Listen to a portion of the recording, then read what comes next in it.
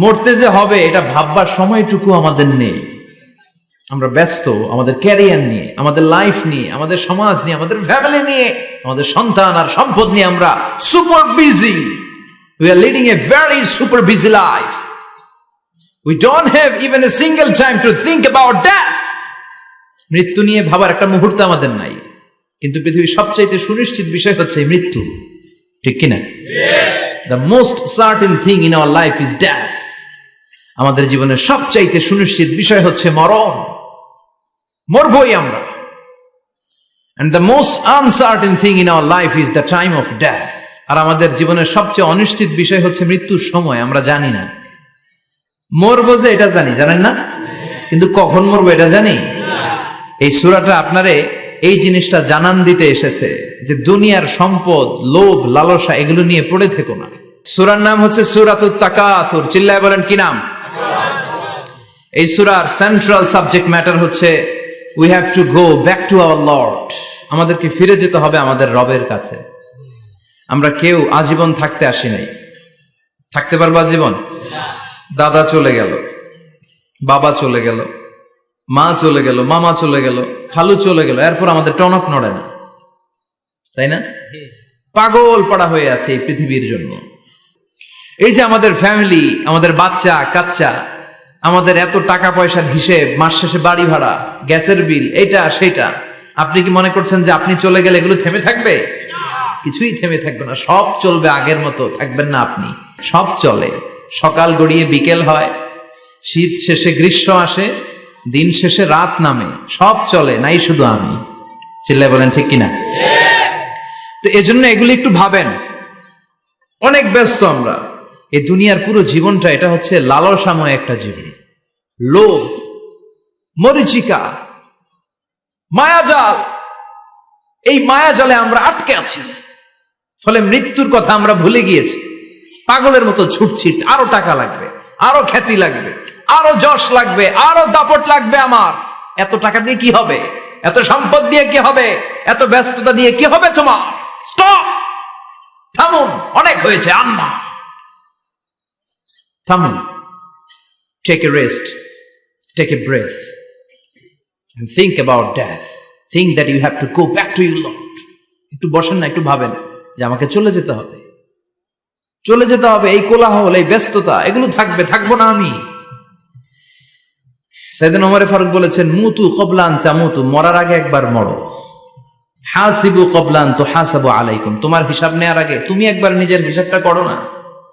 কাগজ বের করে একটু লিখো না কি কি ভালো কাজ করছিলা, যেগুলো দিয়ে নাজাতের ওসিলা হতে পারে। 1 2 3, আর কি কি আকাম কুকাম করছো দেখো না, লিখে দেখো তোমার অবস্থাটা কি। মরার আগে একবার মরো। মরার আগে খাটের মধ্যে শুয়ে শটান করে চোখ বন্ধ করে একবার মরার ভান করে দেখেন কেমন লাগে। চোখটা বন্ধ করেন আর ভাবেন আপনি নাই, কি কি হতে পারে ভাবেন। আপনার ছেলে মেয়েরা কান্না জুড়ে দিবে, আপনার প্রাণের স্ত্রী বিলাপ শুরু করে দিবে, বন্ধু বান্ধবের চিৎকার আর মাতম, স্থানীয় এলাকার মসজিদে ঘোষণা, অমুক এলাকার নিবাসী অমুক ভাই অমুকের ছেলে অমুক দুনিয়ায় নাই। সব আত্মীয়রা চলে আসবে, ফেসবুকে স্ট্যাটাস দেয়া হবে, সবাই সবাইকে জানাবে বিকাল 4টায় অমুক হাই স্কুল ময়দানে আপনার জানাজা। ছুটে আসবে, সবাই ছুটে আসবে আপনাকে শেষ বিদায় দিতে, গুড বাই জানানোর জন্য, আল ওয়াদা, বিদায় জানাতে আসবে সবাই। 4 তাকবীর দিয়ে আপনার জানাজা হবে, অশ্রুসিক্ত জানাজায় আপনার বিদায় হবে। কাঠের খাটিয়ার মধ্যে করে কাঁধে তুলে আপনার কবরে নেওয়া হবে। আগে থেকে খুঁড়ে রাখা কবরটার মধ্যে আপনারে বিছিয়ে দেয়া হবে। বাঁশের কচি দিয়ে তার উপরে মাটির চাপা দিয়ে সব চলে যাবে। ভাবেন না একবার চোখ বন্ধ করে, this is the circle of life, this is the nature of life. এটা সবার হবে, আমার হবে, আপনার হবে। এত মায়া, এত ভালোবাসা কই যাবে? কেউ থাকবে না। সবাই আপনার অন্ধকার কবরে রেখে দিয়ে চলে আসবে। উপরে বাঁশের কঞ্চি, তার উপরে মাটির চাপা, অন্ধকার আর অন্ধকার। এই অন্ধকার যেন শেষ হতে চায় না, শুধুই অন্ধকার, ঠিক কিনা? এজন্য আমাদের চলে যেতে হবে। দাদা গেল, চাচা গেল, মামা গেল, আমাদেরকেও যেতে হবে। জোরে কোন ঠিক কিনা? সব পরে থাকবে, চলে যেতে হবে আমাদেরকে। এজন্য আখিরাতের কথা যেন আমাদের স্মরণ হয়। বিশ্বনবী বলতেন, নাহাইতুকুমান জিয়ারাতিল কবুর, আমি তোমাদেরকে কবর জিয়ারত করতে আগে নিষেধ করতাম, কিন্তু এখন নিষেধাজ্ঞা প্রত্যাহার করে নিলাম। এখন সব সময় তোমরা কবরের সামনে যাবা আর জিয়ারত করবা। কবরস্থানে যান তো? যান আপনারা? একটু যাবেন, একটু গেলে আখিরাতের কথাটা স্মরণ হবে। ওখানে ছোট শিশুরা শুয়ে আছে, কিশোর যুবকরা আছে, আপনার মতো তাগড়া যুবক, মুরব্বীরা আছে। এরা এই এলাকায় থাকতো, এরা আকাশ থেকে নেমে আসে না, এই এলাকার সন্তান আজ নাই। একটা সার্টেন পিরিয়ড শেষে আপনিও থাকবেন না। This is the nature of life, this is the circle of life. ছোট্ট শিশু হয়ে এসেছিলেন, শৈশব, কৈশোর, যৌবন, প্রৌঢ়ত্ব। আগে ছিলেন সিঙ্গেল, বিয়ে করে হয়ে গেলেন ডবল। এরপরে আল্লাহ আপনাকে একটা মেয়ে দিল, এরপরে মেয়েকে বিয়ে দিয়ে শ্বশুর হলেন, এরপরে ওই মেয়ের ঘরে সন্তান হতে নানা হলেন। আর কতদিন? অনেক দিন হলো তো, অনেক লম্বা সময় পেয়েছেন আপনি। Think about that. এবার যাওয়ার কথা ভাবেন, আখিরাতের সামানের কথা ভাবেন, ফিরে যেতে হবে। কি শক্তিশালী যুবক, বার্ধক্য চলে আসলে লাঠি ছাড়া চলতে পারে না। কুচকুচে কালো দাড়ি সাদা হয়ে যায়, দাড়ির শুভ্রতা, বয়সের ভার, রং ধরা যৌবন জং ধরে শেষ, ঠিক কিনা? This is the circle of life. যুবক ভাইরা, এটাই জীবন, চলে যেতে হবে, কেউ থাকতে পারবে না, ঠিক কিনা? এটা রিমাইন্ডার আল্লাহ এই সূরার ভেতরে দিয়েছেন যে তোমাদেরকে ফিরে যেতে হবে। এই লোভ লালসা ছেড়ে দাও। রব্বুল আলামিন বলেন, আলহাকুমুত তাকাসুর হাত্তা যুরতুমুল মাকাবির। ও গোলাম, দুনিয়ার সম্পদ, লোভ লালসা তোদেরকে পাগল বানিয়ে দিয়েছে। এই লোভ পাগলামি কোনোদিন তোদের থামবে না যতদিন না তোরা কবরে ঢুকবি, ঠিক কিনা? কার কথা? আল্লাহ বললেন, দুনিয়ার সম্পদ আর লোভ আর মোহে তোমরা গাফেল হয়ে গিয়েছো।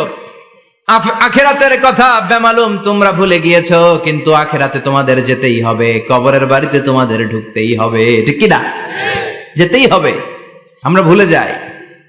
আলহাকুমুত তাকাসুর, অতিরিক্ত পাওয়ার লোভ, বেশি বেশি খাওয়ার লোভ, বেশি বেশি জমানোর লোভ মানুষকে গাফেল বানিয়ে দিয়েছে।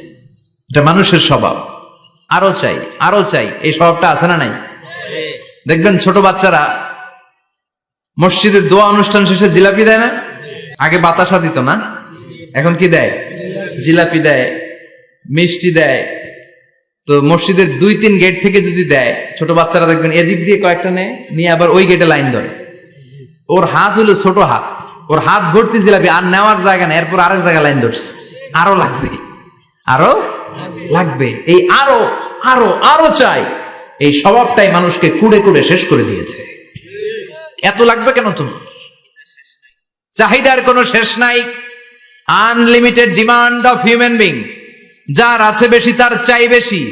যার সাইকেল আছে তার হুন্ডা চাই, হুন্ডা আছে তো প্রাইভেট কার চাই, প্রাইভেট কার আছে তো প্লেন চাই, প্লেন আছে তো হেলিকপ্টার চাই, হেলিকপ্টার আছে তো ওইটা চাই, ওইটা আছে তো সেটা চাই, ঠিক কিনা? এলাকার মেম্বার যে হয়েছে চেয়ারম্যান হতে চায়, আছে না নাই? চেয়ারম্যান সাহেব এমপি হতে চায়, আছে না নাই? এমপি সাহেব মন্ত্রী হতে চায়, আছে না নাই? তো মানুষের চাহিদার কোনো শেষ নাই। যার আছে বেশি তার চাই বেশি। এজন্য বিষ্ণু বলেছেন, উনজুরু ইলা মান হুয়া আসফালা মিন, তোমার চেয়ে যে খারাপ আছে ওর দিকে তাকাও। ওয়ালা তানজুর মান হুয়া আ'লা মিন, তোমার চেয়ে যে ভালো আছে ওর দিকে তাকায়ও না, তোমার চেয়ে যে খারাপ অবস্থানে আছে ওর দিকে তাকাও। অনেকে নিজের অবস্থান নিয়ে সুখী না, এরকম আছে না নাই? আল্লাহ আমার এটা দিল না রে, ওইটা দিল না রে, পাইলাম না রে, কিচ্ছু হয় না, কি করবো জীবন, হতাশ। আসলে আছে কিন্তু অনেক, কিন্তু শুকরিয়া নাই, ডাকাত, ঠিক কিনা? নিজের অবস্থান নিয়ে সুখী না, কিন্তু অনেক লোক আছে তারা আপনার অবস্থানে পৌঁছতে চায়। তাদের দিকে তাকিয়ে দেখেন, আপনি যে অবস্থানে আছেন এই অবস্থানে পৌঁছাটা অনেকের কাছে স্বপ্ন। তারা প্রতিনিয়ত সংগ্রাম আর স্ট্রাগল করে যাচ্ছে আপনার অবস্থানে পৌঁছতে, আর আপনি এটা নিয়ে সন্তুষ্ট না। শেখ সাদির নাম শুনেছেন? বালাগাল উলা কাশাফাত দুজা, এই কবিতাটার রচয়িতা ইরানের বিখ্যাত এক কবি। উনি একবার আর্থিক সমস্যার মধ্যে দিয়ে সময় কাটাচ্ছেন, টাকা নাই, পয়সা নাই, পায়ে দেওয়ার মতো জুতা নাই। উনি খুব দুঃখ পেলেন, হায় রে, আমি ইরানের এত বড় কবি, আমার পায়ে দেওয়ার মতো জুতা নাই। দুঃখ ভরা মন নিয়ে রাস্তায় হাঁটতে বেরোলেন। হাঁটতে হাঁটতে হঠাৎ দেখলেন একটা লোক শুয়ে শুয়ে কাঁদছে, ওই লোকটার 2টা পাই নাই, পাই নাই। উনি সেজদায় পড়ে গেলেন, আল্লাহর কাছে ক্ষমা চাইলেন, আল্লাহ অনেক দিয়েছো, শুকর আলহামদুলিল্লাহ। এজন্য যেই পরিস্থিতিতেই থাকি না কেন আমরা কি পড়বো? জোরে বলেন, কি পড়বো? এজন্য আল কানাতু মিনাল ইসলাম, অল্পে তুষ্ট থাকার নাম হলো ইসলাম। সম্পদ লাগবে কিন্তু সম্পদের পাহাড় লাগবে না, ঠিক কি না? অল্প খান, অল্প পড়েন, অল্প জমান, অল্পের ভেতরে বরকত ঢুকাইয়া দিছে কে? দেখবেন যাদের সম্পদ অল্প তারা সুখী বেশি। জরিপে এটা দেখা গিয়েছে, অনেক সার্ভেতে এটা এসেছে, যারা সম্পদশালী এরা দুঃখী বেশি, এদের দুঃখ বেশি, টেনশন বেশি। খুব স্বাভাবিক, টাকা যার বেশি রোগ তার বেশি, টাকা যার বেশি টেনশন তার বেশি, টাকা যার বেশি ঘরে শান্তি তার কম। আছে না নাই?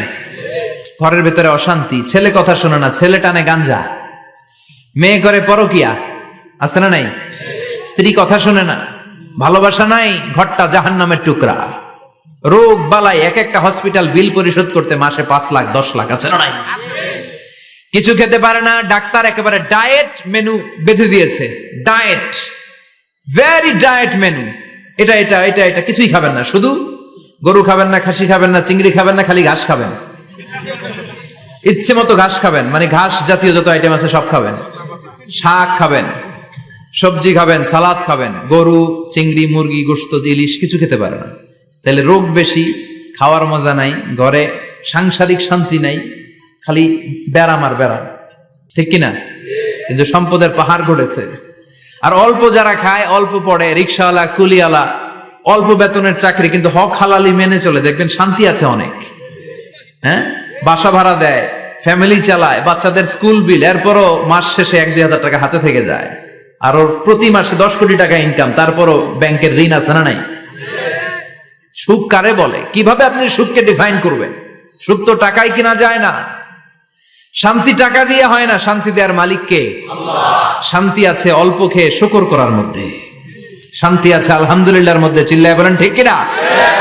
এজন্য অল্প খাবো, অল্প পড়বো, অল্প জামাবো, অল্পের ভেতরে বরকত দিয়েছে কে? আল্লাহ। দেখেন ধনী ভাইরা খেতে পারে না, কিন্তু রিকশালার কি সমস্যা হয়? রিকশালারা সব খেতে পারে। কুলিওয়ালা, দিন মজুর, এরা একেবারে স্লিম সুঠাম দেহি, মেদহীন পেট, পেটে কোনো মেদ নাই, ভুড়ি নাই। আর কোটিপতিদের মেদ আছে না নাই? এত বড় বড় পেট, ঠিক কিনা? আমাদেরও পেট আছে, তবে হালাল পেট, এটা হারাম টাকা দিয়ে এই ভুড়ি বানাই নাই আমরা। ছেলে বলেন ঠিক কিনা? রিকশাওয়ালা, কুলিওয়ালা নিজেও নামাজ পড়ে, বউও নামাজ পড়ে, বাচ্চাটাও নামাজ পড়ে, রিকশা চালায় আর জিকির করে লা ইলাহা ইল্লাল্লাহ, লা ইলাহা ইল্লাল্লাহ মুহাম্মাদুর রাসূলুল্লাহ সাল্লাল্লাহু। সুখ আর শান্তি, তাদের ঘরে সুখ। ধনী কোটিপতি, ভিআইপি, সিআইপিস, এদের রাতে ঘুম নাই। 1 ঘন্টা ঘুমানোর জন্য 4টা ট্যাবলেট খাওয়া লাগে, এরকম আছে না নাই? কিন্তু ঘুমের জন্য যে ট্যাবলেট খাওয়া লাগে রিকশাওয়ালা এটা জানেই না। ওর যেখানে রাইত ওইখানেই, ওর মাথা বিছনায় লাগতে দেরি, ওর ঘুম আসতে দেরি হয়। ওর ঘুমে নাকের ডাকের আওয়াজে ট্রাকের ইঞ্জিনও ফেল। সুবহানাল্লাহ পড়েন। এজন্য অনেক বেশি সম্পদের পাহাড় করা লাগবে, এই চিন্তা যেন আমাদের মাথায় না আসে। চিল্লায় বলেন ঠিক কিনা? এজন্য রব্বুল আলামিন বলেন আলহাকুমুত তাকাসুর হাত্তা যুরতুমুল মাকাবির। বেশি বেশি সম্পদ উপার্জনের আকাঙ্ক্ষা তোমাদেরকে আখিরাত থেকে গাফেল বানিয়েছে। এই গাফলতি কশিন কালেও তোমাদের কমবে না যতক্ষণ না তোমরা কবরে ঢুকবা। হাত্তা যুরতুমুল মাকাবির, মাকবারাতুনের প্লুরাল মাকাবির, যতক্ষণ না কবরে না ঢুকবা, কবরস্থান তোমার আবাসস্থল না হবে, ততক্ষণ পর্যন্ত এই চাই চাই মানসিকতা কমবে না। মানুষের স্বভাব হলো আরো চাই, আরো চাই, আরো চাই করে ফকিরেরা। কারা? ইয়া আইয়ুহান নাসু আনতুমুল ফুকারাউ ইলাল্লাহ ওয়াল্লাহু হুয়াল গনিয়ুল হামিদ। সুবহানাল্লাহ পড়েন। আল্লাহ ডেকে বললেন গোলাম আনতুমুল ফুকারা ইলাল্লাহ, তোমরা সবাই ফকির, ধনী হলো একজন, তিনি কে? আল্লাহ শুধু ধনী। আর মানুষের স্বভাব হচ্ছে আরো চাই, আরো চাই। ওর 2 তলা বিল্ডিং, আমার 3 তলা লাগবে। ওর 2টা গাড়ি আছে, আমার 3টা লাগবে। আছে না নাই? বিশ্বনবী বললেন কিয়ামতের আগ দিয়ে মানুষের মধ্যে আকাঙ্ক্ষায় প্রতিযোগিতা বেড়ে যাবে, প্রতিযোগিতামূলক টেন্ডেন্সি। কার চেয়ে কে বড় হতে পারে, কার চেয়ে কে বেশি টাকার পাহাড় বানাতে পারে। আছে না নাই? বিশ্বনবী বললেন, ওয়া আনতারাল হুফাতাল উরাতাল আলাতা রিয়া আশ-শাইয়াতা তাওয়ালুনা ফিল বুনিয়ান। কিয়ামতের আগে এমন কিছু লোক যাদের গায়ে দেওয়ার মতো জামা ছিল না, পায়ে দেওয়ার মতো জুতা ছিল না, পেটে দেওয়ার মতো খাবার ছিল না, সমাজের কেউ তাদেরকে চিনত না, হঠাৎ করে এই লোকগুলো ধনী হয়ে যাবে। And they will start to construct, they will compete to construct high rises building in the cities. শহরে গ্রামে এরা বড় বড় বিল্ডিং বানানো শুরু করবে। এই উঁচা উঁচা বিল্ডিং আমাদের সমাজে আছে না নাই? আজ থেকে 20 বছর আগে ছিল? আমি তো 20 বছর আগে যখন আসছি কিছুই ছিল না, খালি পানি আর পানি। আর এখন 2 তলা 3 তলার অভাব নেই। গরিপুর পাশে না আপনাদের?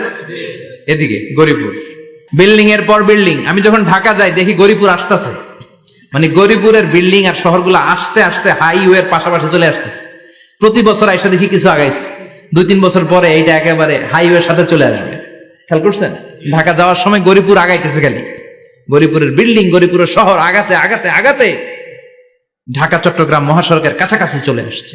এই যে বিল্ডিং বানানোর প্রতিযোগিতা, কুমিল্লা শহরে আজ থেকে 20-25 বছর আগে 5 তলা 6 তলা একটা বিল্ডিং ছিল না, এখন 10 তলা 20 তলা আছে না নাই? ঢাকায় আজ থেকে 20 বছর আগে 10 তলা বিল্ডিং খুঁজে পাইতেন আপনি? নাই। গোটা বিশ্বব্যাপী এখন টাওয়ার বানানোর প্রতিযোগিতা। বিশ্বনবী বললেন এদের কোনো টাকা ছিল না। পৃথিবীর সবচেয়ে বড় টাওয়ার এখন আরব দেশে, এদের কোনো টাকা ছিল না। আরব দেশের সৌদি আরব, কাতার, কুয়েত, বাহরাইন এখন স্বর্ণ আর তেলের খনি পেয়ে আল্লাহরে ভুলে যায়। এদের খাওয়ার মতো কিছু ছিল না। এদেরকে আমার দাদারে শুনতাম বলতো কাবলিওয়ালা বলতো। কি বলতো?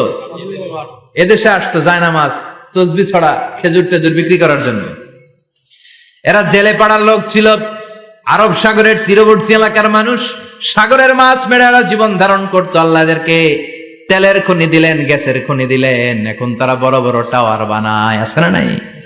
বুর্জ আল খলিফা, কি উঁচা বিল্ডিং, 828 মিটার উঁচু।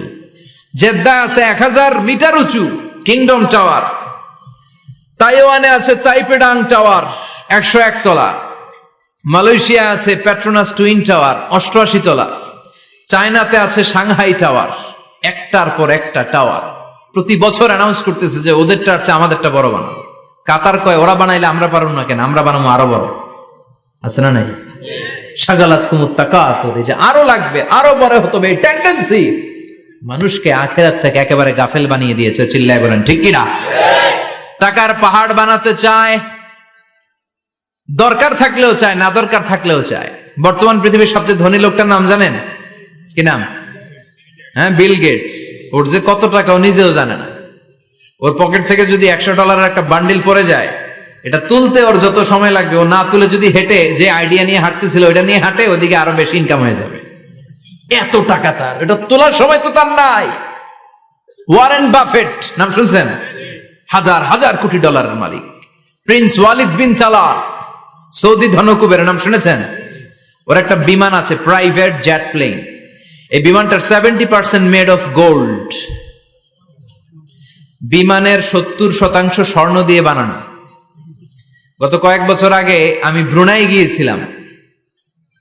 ব্রুনাইয়ের সুলতানের নাম হাসান আল বালখিয়া। উনি একটা প্যালেস আরবিতে বলে কাসার, মানে হচ্ছে রাজপ্রাসাদ। পৃথিবীর সবচাইতে বড় রাজপ্রাসাদ ব্রুনাইতে বান্দার সিরি বেগাওয়ানে অবস্থিত। আমি গিয়েছি ওখানে। প্রায় 1800 থেকে 2000 কক্ষ আছে ওই প্যালেসে, রাজপ্রাসাদে। ওই রাজপ্রাসাদের টয়লেটের কমোড গুলো মেড অফ গোল্ড, স্বর্ণ দিয়ে বানানো। আউযুবিল্লাহ পড়বেন না? এই হাসান আল বালখিয়া নিজে বিমান চালায়। ওর সংগ্রহে 500টা রোলস রয়েস লাক্সারিয়াস কার আছে। 500 রোলস রয়েস। গুগল ইউটিউব যারা করেন সার্চ দিয়ে দেখবেন ওর কি পরিমাণে গাড়ি। রোলস রয়েস গাড়ি হচ্ছে one of the luxurious car in the world. Car ব্র্যান্ডের মধ্যে যত দামি কার ব্র্যান্ড আছে এর মধ্যে রোলস রয়েস একটা, যেগুলোর দাম কমসে কম এদেশের টাকায় 8 কোটি থেকে 10 কোটি টাকা। আচ্ছা বলেন, এই গাড়িগুলো যারা হাই প্রোফাইলের ভিআইপিস, তারা ফ্যামিলির সবাইকেও যদি একটা করে গাড়ি দেয়, একজনের কয়টা গাড়ি দরকার? 5টা, 10টা, 20টা। ধরলাম যে 20টা গাড়ি লাগবে ওনার। 500 গাড়ি দিয়ে উনি কি করবে? তার সংগ্রহে 500টা রোলস রয়েস। স্বর্ণেরও গাড়ি আছে, তার স্বর্ণের পালঙ্ক আছে, আমি দেখে এসেছি। পোরশে, ফারারে, লাম্বরগিনি, এই টাইপের যে ব্র্যান্ডগুলো আছে, অভাব নাই। তার মানে আছে, যার বেশি চায় তত বেশি। চিৎকার করে বলেন ঠিক কিনা? এজন্য আল্লাহ বললেন আলহাকুমুত তাকাসুরু হাত্তা যুরতুমুল মাকাবির। দুনিয়ার লোভ তোমাদেরকে আখিরাত থেকে গাফেল বানিয়ে দিয়েছে। দুনিয়ার লোভ লালসার মধ্যে পড়ে আখিরাতকে বেমালুম তোমরা ভুলে গিয়েছো। এই গাফলতি কোনোদিন কমবে না যতদিন না তোমরা কবরে ঢুকো, ঠিক কি না? সম্পদ উপার্জনে ইসলাম বাধা দেয় না, কিন্তু সম্পদ হৃদয়ে স্থান দেয়া যাবে না। সম্পদ উপার্জন করতে হবে, খরচ করে ফেলতে হবে। বেশি সম্পদশালী হতে হলে আল্লাহর সন্তুষ্টির জন্য যাকাত দিতে হবে। কে দিতে হবে?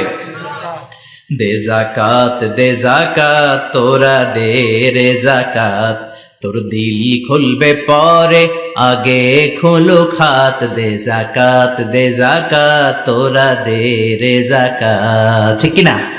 দিল পরে খুলবে, আগে হাত খোলেন। হাত খুললে দেখবেন দিলটারে খুলে দিয়েছে কে? সাইয়েদনা মুসা আলাইহিস সালামের জামানায় ওনার চাচাতো ভাই ছিল মিশরের সবচাইতে বড় ধনী, যাকাত দেয় নাই। তার কি করুণ পরিণতি হয়েছে কোরআনে আছে না নাই? এত সম্পদ ছিল, তার সম্পদগুলো সে সিন্ধুকে আটকে রাখতো। আর এই সিন্ধুকের চাবিগুলো আলগানোর জন্য, কাঁধে নেওয়ার জন্য 10 জন লোক লাগতো। সিন্ধুক কাঁধে নেওয়ার জন্য, সিন্ধুকের চাবির গোছা কাঁধে নেওয়ার জন্য কয়জন? তাহলে কি পরিমাণ সম্পদ ছিল? সাইয়েদনা মুসা বললেন, সম্পদের মালিক তুই হস নাই, আল্লাহ বানাইছে। কারণ বলে ইন্নামা উতিতুহু আলা ইলমিন ইনদি, আল্লাহ আমারে সম্পদ দেয় নাই, আমি আমার মেধা খাটিয়ে সম্পদ বানিয়েছি। যাকাত আমি দেব না। মুসা বললেন তাহলে আযাবে পড়বি, কারণ কই পারলে আযাব আনো। আল্লাহ বললেন ফাখাসাফনা বিহি ওয়া বিদারহিল আরদ, ও মুসা নিরাপদ দূরত্বে চলে যাও, এখনই ভয়ঙ্কর ভূমিকম্প হবে, আযাব দেব। কারণ সহ কারণের সব সম্পদ আমি জমিনের ভেতরে ঢুকায়া দেব। আমি নিজে কারণের বাড়ি দেখে এসেছি। মিশরের রাজধানী কায়রো থেকে প্রায় 150 কিলো দূর একটা জেলা আছে, ফায়ুম জেলা। ওইখানে কারুনকে আল্লাহ তার সব সম্পত্তি সহ মাটিতে দাবিয়ে দিয়েছেন। দাবাতে দাবাতে হাঁটু পর্যন্ত যখন কারুন জামিনে দেবে যায়, ভাবছে উঠে যাবে। কোমর পর্যন্ত যখন মাটির মধ্যে দেবে যায়, ভাবছে উঠতে পারবে। গলা পর্যন্ত যখন দেবে যায়, হাত তুইলা কয় আমি ঈমান আনলাম। ও মুসা, সব সম্পদ তোর আর তোর আল্লাহর লইয়া যা, খালি আমারে বাঁচা, আমারে।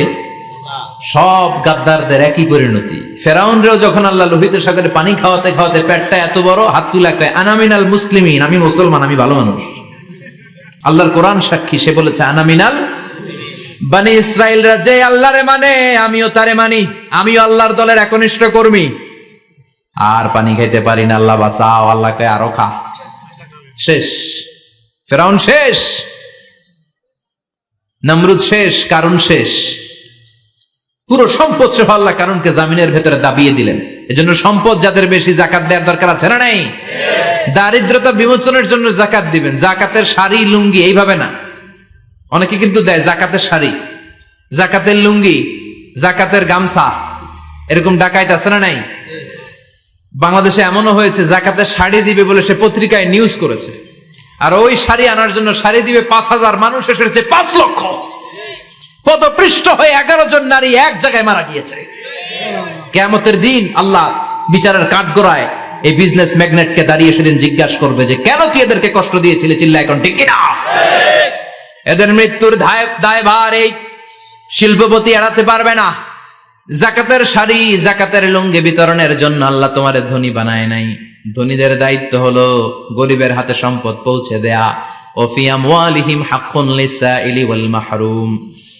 গরিব আমার কাছ থেকে সম্পদ আর যাকাত নিয়ে সে আমার প্রতি করুণা করেছে। আমি যাকাত দেই বলে আমি কোনো দয়া দেখাই নাই। কথা বুঝতে পেরেছেন? আইডিয়াটা ক্লিয়ার করে নেন। যাকাত দেয়া আমার জন্য কি? কথা বলেন, ফরজ। আর যে যাকাত নেয় তার জন্য যাকাত খাওয়া কি ফরজ? আমি গরিব মানুষ, আমি যাকাত খাবো না, না খাইয়া থাকুম, রোজা রাখুন। কথা কন, আমার যে যাকাত নেওয়া লাগবে আমার কোনো কথা নেই, কিন্তু আমি যে ধনী আমার দিতেই হবে, এটা ফরজ। তার মানে আমি দিয়ে আমি দয়া করি নাই, ও নিয়ে আমারে বাঁচাইয়া দয়া করে গেছে। চিৎকার করে বলো ঠিক কিনা? ইসলাম বলে রাস্তার এক পাশে 5 তলা আর এক পাশে গাছতলা, এটার নাম ইসলাম না। খেটে খাওয়া মানুষ, সুবিধা বঞ্চিত মানুষদের দ্বারে যে তুমি যাকাতের টাকা পৌঁছে দাও। যাকাতকে ফরজ করা হয়েছে দারিদ্রতা বিমোচনের জন্য। আপনি শাড়ি লুঙ্গি দিলে কি হবে? ওরে শাড়ি দিচ্ছেন দুপুরে, রাত্রেবেলা ও আরেক জায়গায় লাইন ধরে আছে, বিরিয়ানির প্যাকেট দিতেছে ওইখানে। কথা কোন, সারাটা বছর ও জাকাতের টাকা নেবে, ওর কিচ্ছু হবে না, বরং এমন কিছু তাকে করে দিতে হবে যেটা দিয়ে সে ফ্যামিলি লিড করতে পারে। একটা সিএনজি কিনে দেন, ওই ফ্যামিলিতে কোনো যুবক থাকলে সিএনজি চালায়া, অটো চালায়া ফ্যামিলিটারে চালাবে। একটা টঙের দোকান করে দেন, চায়ের দোকান, চা বিক্রি করে ফ্যামিলিটারে চালাবে। অস্ট্রেলিয়ান একটা গাই কিনে দেন, গরুর দুধ বিক্রি করে তার ফ্যামিলি চলবে। কিংবা মাছের একটা খামার করে দেন, মুরগির খামার করে দেন, ঠিক কিনা? ওমরে ফারুক বলতেন, এমন ভাবে জাকাত দাও যাতে করে যাকে জাকাত দিয়েছে জীবনে কোনোদিন সেজন্য আর কারো কাছে যে হাত পেতে জাকাতের জন্য দাঁড়িয়ে না থাকে। এই বিধানটা কার? এজন্য আল্লাহ বললেন, আলহাকুমুত তাকাসুরু হাত্তা যুরতুমুল মাকাবির।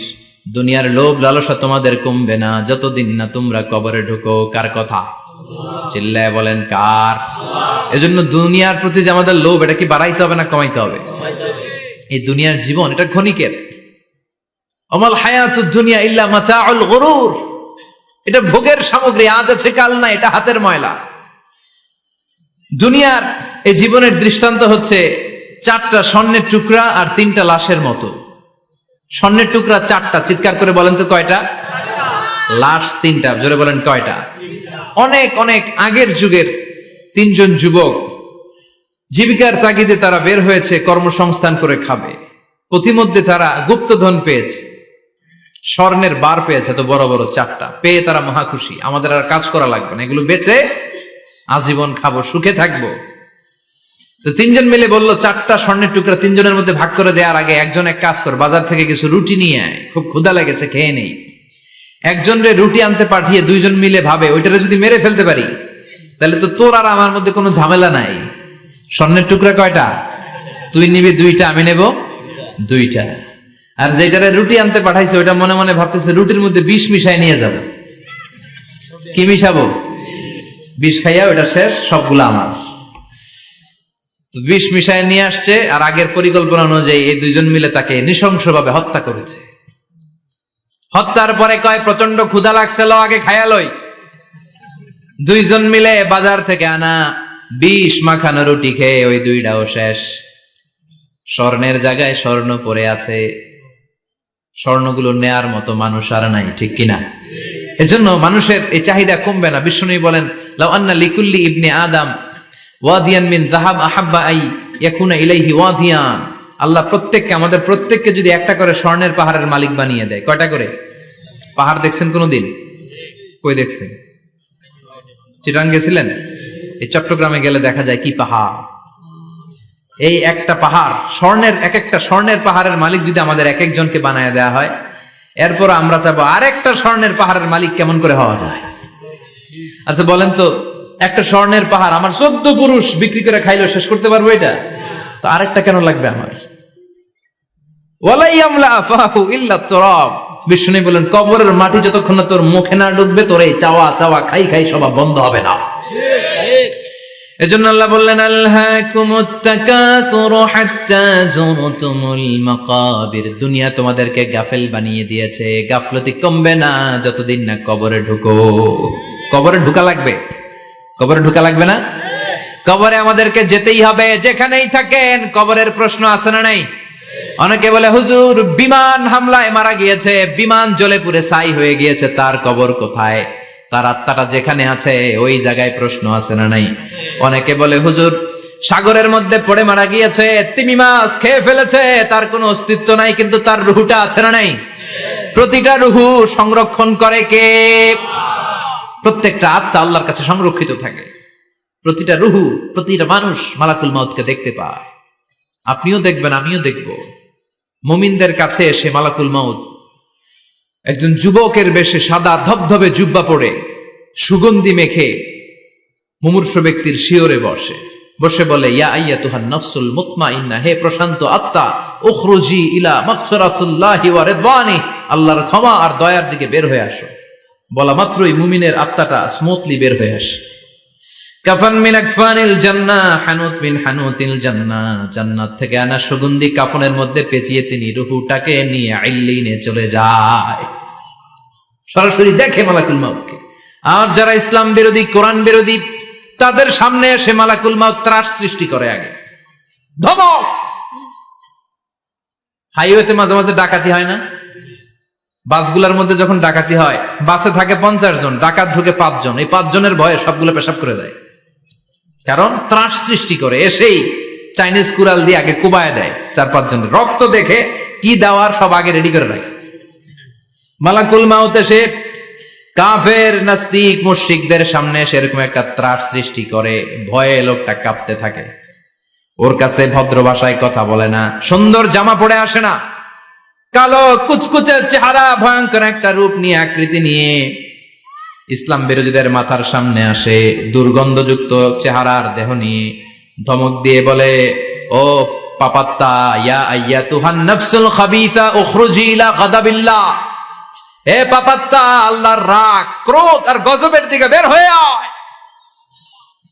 মুমিনের আত্মা বলার সাথে সাথে যেমনি মুমিনের দেহ থেকে বের হয়ে জান্নাতি কাফনের ভেতরে ঢুকে, কাফেরদের আত্মাও কি এরকম তাড়াতাড়ি বেরোতে চায় নাকি? কাফেরদের আত্মা বেরোতে চায় না, ডানে দৌড়, বায়ে দৌড়, সামনে দৌড়, পেছনে দৌড়, আহা, দৌড়াদৌড়ি করে। মালাকুল মাউত এটাকে টেনে হিচড়ে, একটা জীবিত ছাগলকে জবেহ না করে, জবাই না করে, তার চামড়া উল্টার দিকে টেনে হিচড়ে বের করলে ছাগলটা যত কষ্ট পায়, এর চেয়ে কমসে কম 70 গুণ বেশি কষ্ট দিয়ে কাফের মুশরিক আর গাদ্দারদের রূহ কবজ করা হয়। আল্লাহ, এই পরিস্থিতি থেকে তুমি আমাদের বাঁচাও। মুমিনদের রূহ যেমনি কবজ হয়, ওইভাবে রূহ কবজের ব্যবস্থা করে দিও। ইমানের মৃত্যু নসিব করে দিও, শাহিদি মৃত্যু নসিব করে দিও। আমাকে শহীদ করে সেই মিছিলে শামিল করে নিও, যে মিছিলের নেতা মীর হামজা, খোবায়েবে খাব্বাব, আল্লাহর কাছে ছিল অতি প্রিয়, শামিল করে নিও। আমাকে শহীদ করে সেই মিছিলে শামিল করে নিও। পড়েন আমিন। আরো জোরে পড়েন আমিন। তার মানে বিমান দুর্ঘটনায় হোক, কিংবা লঞ্চ ডুবিতে হোক, কিংবা আগুনে পড়ে হোক, কিংবা আত্মঘাতী হামলায় হোক, যে যেখানেই মারা যায়, কবরের 3টা প্রশ্ন তার জন্য আছে না নাই? ইসলাম বিরোধীদের জন্য প্রশ্ন 3টা, আপনারা যারা মুমিন তাদের জন্য 4টা, আপনাদের জন্য একটা বেশি। আলহামদুলিল্লাহ কোন? কবরে এসে প্রথম প্রশ্ন করবে, মুনকার নাকির যখন চলে আসবে, 40 কদম যখন আত্মীয় স্বজনরা লাশটাকে কবরের মধ্যে দিয়ে 40 কদম চলে যায়, তখনই ফেরেশতা চলে আসে। আহা, শেষ, সব শেষ। এসেই পরীক্ষা শুরু। মার রব্বুক, তোর রবের নাম কি? চিল্লায় বলেন, আমাদের রবের নাম কি? আমরা বলবো রব্বি আল্লাহ, আল্লাহ আমারে রব।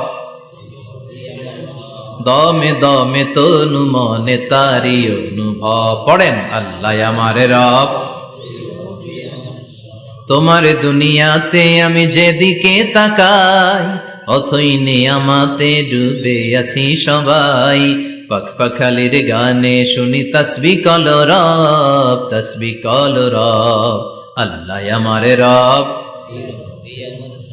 প্রথম প্রশ্ন, তোমার রব কে? আমরা বলবো আমাদের রব আল্লাহ।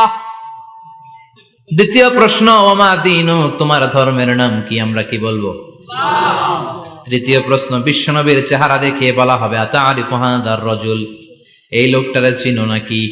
আমরা বলবো চিনি, আমাদের প্রাণের নবী, ঠিক কি না? চাঁদের চেয়ে সুন্দর তুমি নবী আমার কমলিওয়ালা, দু জাহানের বাদশা তুমি প্যারা নবী সাল্লে আলা, চাঁদের চেয়ে সুন্দর তুমি নবী আমার কমলিওয়ালা, ঠিক কি না? 3টা প্রশ্নের যথাযথ উত্তর যখন দিয়ে দিলেন, আপনার জন্য অতিরিক্ত আরেকটা প্রশ্ন করা হবে, ওয়ামা ইলমুক, তোমার নলেজ কি? 3টা প্রশ্নের উত্তর যে তুমি করতে পারলা, কিভাবে পারলা, কেমনে জানলা? নকল করে বলছো নাকি জেনে বুঝে আসছো? নকল হয় না? নকল হয়। এখন মনে হয় এগুলো একটু কমছে।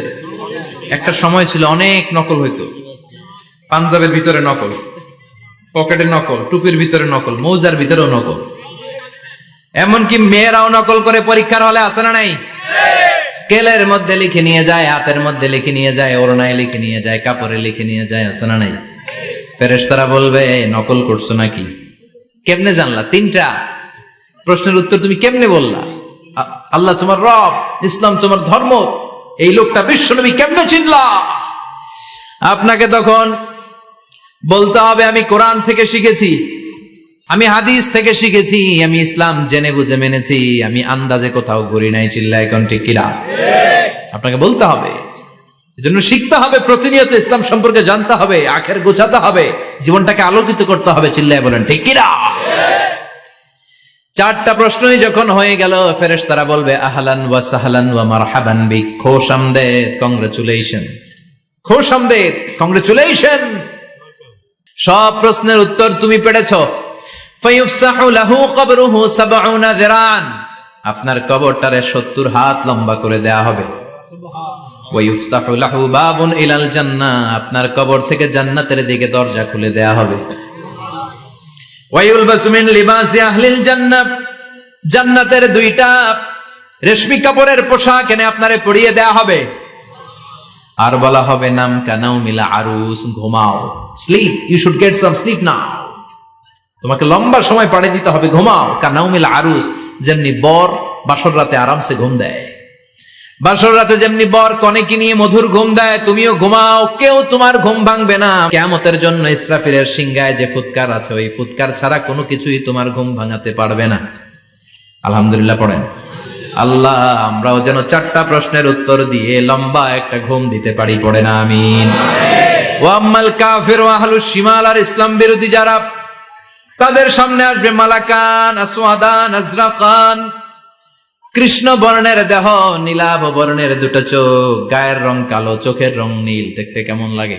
আলিফ লাইলার ভূতের মতো, তখন গায়ের রং কালো, চোখের রং নীল। ফেরেশতা 2টা আসবে, এসে ত্রাস সৃষ্টি করবে, এসে বলবে বল তোর রবের নাম কি? মার রব্বুক। মুশরিক, কাফের, নাস্তিক এরা বলবে আমি জানি না আমার রবকে,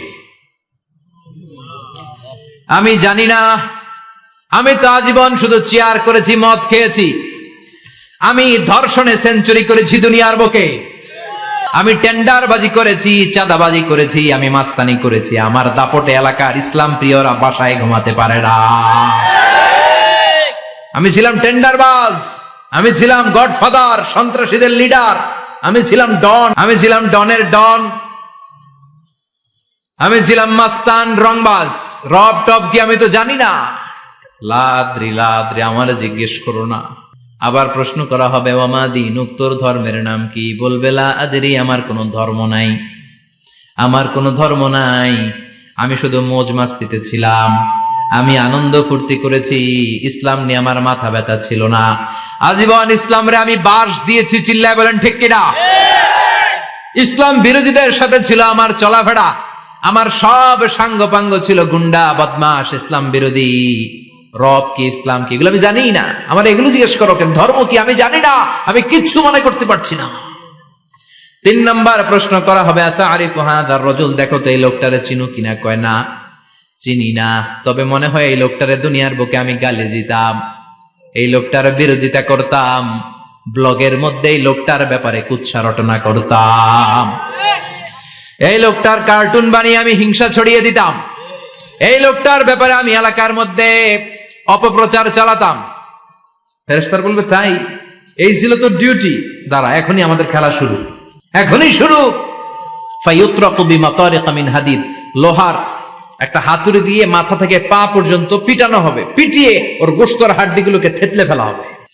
ওয়ায়ুকালু লিল আরদি ইলতাইমি, কবরের 2 পাশের মাটিরে বলা হবে এবার 2 দিক থেকে তোরা চাপ দে, চাপ দেয়া হবে, ধাক্কা ধাক্কি করেও সে সুবিধা করতে পারবে না, মাটি আস্তে আস্তে আস্তে আস্তে দেহের 2 দিকে লেগে এমন জোরে 2টা চাপ দিবে, ফাতাখতালিফা আদলাউহু, তার ডান পাশের পাজরের হাড্ডি বাম দিকে ঢুকে যাবে, বাম দিকের হাড্ডি ডানে চলে যাবে। বিষ্ণুই বললেন এই হাতুড়ি দিয়ে পিটানোর শাস্তি, কবরের চাপ দেওয়ার শাস্তি চলতেই থাকবে হাত্তাল কিয়ামা, কিয়ামত পর্যন্ত। আল্লাহ এই কবরের শাস্তি থেকে আমাদের বাঁচাও, আমরা এই আযাব পেতে চাই না, আমরা যেন ঠিকভাবে কবরের 4টা প্রশ্নের উত্তর করে দিয়ে লম্বা ঘুম দিতে পারি। আল্লাহ তুমি তৌফিক দাও। এজন্য আল্লাহ বললেন গোলাম দুনিয়া নিয়ে পাগল হয়ে থেকো না, এই দুনিয়ার জীবন আসল জীবন নয়, আসল জীবন হলো কবরের জীবন। জোরে বলেন ঠিক কিনা? এই জন্য মাঝে মাঝে কবরে যাবেন, কবরস্থানে দাঁড়িয়ে চিন্তা করবেন এই জায়গায় আমারও আসতে হবে, দিন যাবে, রাত আসবে, বৃষ্টি হবে, শীত আসবে, কেউ আমার দেখতে আসবে না। একা থাকতে হবে, একা, বড় একা, অন্ধকার, বড়ই অন্ধকার। ওই কবরের জীবনের সামান গোছানোর দরকার আছে না নাই? ওই কবরে সুখে শান্তিতে থাকতে চাইলে নামাজ পড়ার দরকার আছে না নাই? কোরআন পড়ার দরকার আছে না নাই? ছেলে মেয়েগুলোরে মানুষের মতো মানুষ করার দরকার আছে না নাই? আমরা যেন ইসলামের পক্ষে থাকি, আমরা ইসলামের কোন বিপক্ষে শক্তির সাথে যেন হাত না মিলাই। সব সময় যেন আমরা কোরআনের পক্ষে থাকি, ইসলামের পক্ষে থাকি। 5 ওয়াক্ত সালাত গুলো যেন জামাতের সাথে আদায় করি, আব্বা আম্মার যেন খেদমত করি, আর বিনয়ী মানুষ যেন হতে পারি। ঠিক কিনা? আল্লাহ আমাদের সবাইকে কথাগুলো বুঝে আরো আমল করার তৌফিক দান করো। আরো জোরে পড়েন আমিন।